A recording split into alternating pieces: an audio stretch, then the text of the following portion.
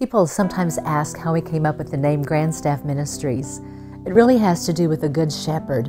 We know that Jesus cares so much for children and particularly for orphans, and we know that He's a good shepherd. And the Good Shepherd staff really is grand enough to take care of every single need in the entire world. But the thing of it is, He does it through people. He does it through me, He does it through you. So that's one of the reasons that we not only named this ministry Grandstaff Ministries, but also the reason that we ask people to come and partner with us. There's no way that my husband and I could ever even make a dent on the need in Swaziland. Swaziland has the highest incidence of AIDS in the world. So you can imagine with all of that, there's a lot of death, which means there are a lot of orphans. They believe that it's possible right now that up to half the population has AIDS in Swaziland, and that includes some of the kids. But often the children haven't contracted it yet, but they either are taking care of sick parents who aren't able to take care of them, feed them, send them to school and so on, which makes them vulnerable children, or they've already been orphaned by AIDS. And these kids will sometimes live on the homestead all by themselves, or you'll have one of the oldest child taking care of an entire household of other children, sometimes siblings, sometimes even cousins who have nowhere else to go. And so you've got kids taking care of kids. When we first went to Swaziland in 2006, 11% of the homesteads were run by orphans. You know, and you can just try to wrap your brain around that. That would be in a little town like Beulah, 2,000 people approximately. I don't know how many homes that is, but can you imagine if 1/10 of those didn't even have an adult in the house at all, just little kids fending for themselves? And then put that into another country where it's a third world country. They don't even have access to the kinds of things that would make life convenient even for a child. Well, by the time we went back to Swaziland in 2010, 20% of the homes are orphan-led. So you can see that it is just growing and growing and growing. There are times when children don't even have a homestead anymore when their parents are gone. And in those cases, the fate for these kids is really, really scary. Some of them get sent to live with some uncle or aunt or perhaps a grandmother. The grandmother's the best case scenario in most instances. But there are times when they get sent to an uncle's home or an aunt or even a friend of the family, and they're treated basically like a slave, or they're sexually abused, or they're beaten, they're chased away. They really let these kids know in many cases they are not wanted. And before we get too hard on the adults who are treating the kids that way, we have to understand often the adults trying to take care of them are also sick. They could be very weak. They are likely unemployed because unemployment is so high. Or they maybe have already so many children of their own that they can't afford to feed or send to school. In 2006, Tracy and I went to Swaziland for the first time, and we took our 10-year-old daughter Anna with us. And of course, that first time we went, we had no idea yet what God was going to do. We didn't know if He was calling us to move there as missionaries, or if He just had something for us to do during that month that we stayed, or what else might be the possibilities. And when we got there and found out the predicament that these children were in, and even some of the grandmothers and others, even some of the pastors who would have children just dropped off on their doorstep, our hearts were so moved. And of course, Tracy and I already, we have 8 children. We had 4 birth children, and we also adopted 4 children. So orphans are already very, very dear to our hearts. And there was just such a cry from the hearts of these kids. Some of them were so small that they couldn't express clearly what they needed. And even the older ones who could have are just so discouraged. Life has been so disappointing for them that it was hard for them to even articulate exactly what they needed. But the pastors there who are working with these children at church and sometimes also taking them into their homes had a lot to say, a lot to say.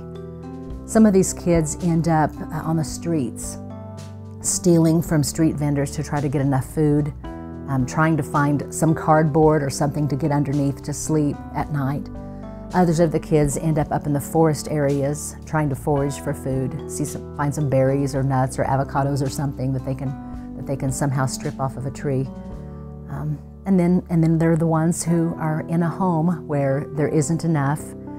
We've seen homesteads with 13 to 16 children living there, and no one has a job. So you can imagine trying to feed that many people. And our hearts were just so touched. We weren't sure at first, of course, what God wanted us to do about that, but we were very open, and we were just praying and asking Him to give us direction. So it was pretty exciting. By the time we left after a month there in 2006, we came back kind of knowing, if nothing else, at least we know that we can go back and share their story with our friends, our family, the people here in America, and just see if we can find some people who will help us help them. The need is so huge. But we came back and started Grand Staff Ministries so that people could get their tax receipts for giving, and then set about trying to find sponsors for kids. We started out with 16 children on one care facility, and eventually found enough of our close friends and us to sponsor those kids, and then just grew from there.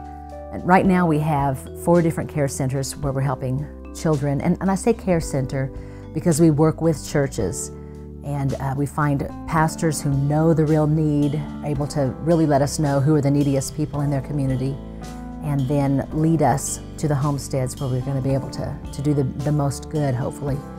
So in one sense, you see this big group of children, and you just think, how can we ever even get close to doing anything that will make a difference for all these kids? But on the other sense, you hold one in your lap, and you get to know that one. You go back every year. Now I'm going twice a year. And you just start to know that one child, and you begin to realize that even if it seems like it's barely making a dent, it still is making a difference for that one child, and it just makes it so worth it. We really get excited when we start talking about sponsorship, because that is the program that makes such a difference for the children in Swaziland. Sponsorship is $25 per month, or $300 a year for an elementary child, or $50 a month, or $600 a year for a high school student. And it doesn't just help that child go to school, even though that's a huge part of it. But when they're at school, most of the schools have at least one meal every day, so you know that that child is getting fed at least once. It may be a very simple meal, but it's more than they're getting at home. They also are safer at school than they would be if they were at home. We did find out that human trafficking is picking up in Swaziland, and so the children who aren't in school are a lot more vulnerable or susceptible to just being taken off the streets or even off their homestead. The traffickers have found out, this is a good place to find kids who are unsupervised because there's so much death in the adults. So if they're in school, we know that at least they're safer than they would be at home. They're getting a bit of an education.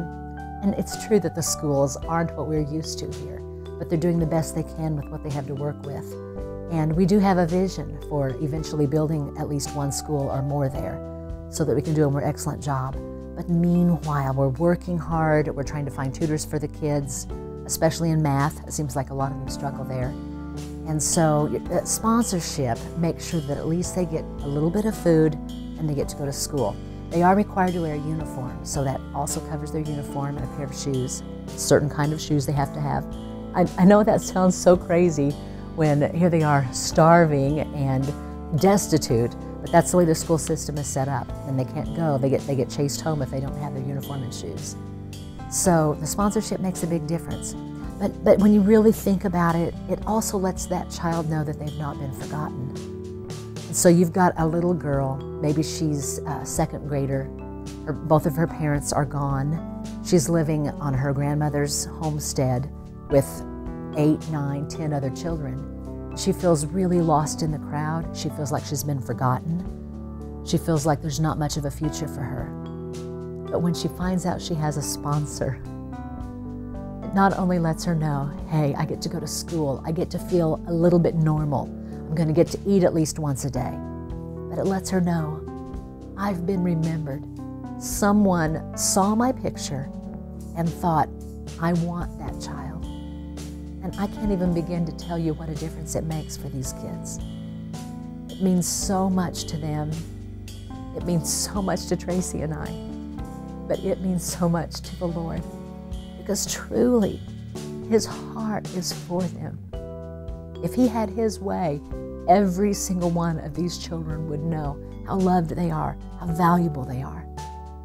But He's going to do it through people. So our sponsors mean so much to us. We want you to know that one of the things that was very important to us from day one was that 100% of the sponsorship money that comes in actually goes to meet the needs of these children. And so we don't take any of our administrative fees out of the sponsorship. It goes 100% into the account for the kids. So you can know that when you're sponsoring a child through Grand Staff Ministries, all of it is going over there. It's why we have to have other fundraisers, because of course we have some other expenses. We've got to cover the same basic office kinds of things that any other organization or ministry would have. So we have other needs, of course. And when we take our trips to go back to Swaziland, of course, we've got to come up with those funds. So our fundraisers help make up the difference for that.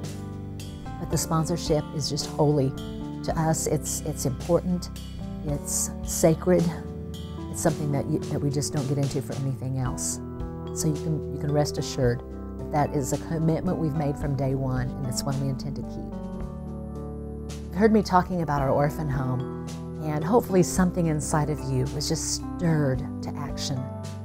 You can be a part of it as well. And I would just encourage you to go to our website, grandstaffministries.com, and then click on the donate page, because it's very, very simple to make a donation there. We would appreciate your help in just being part of our team. We couldn't do any of this without you. Thank you in advance.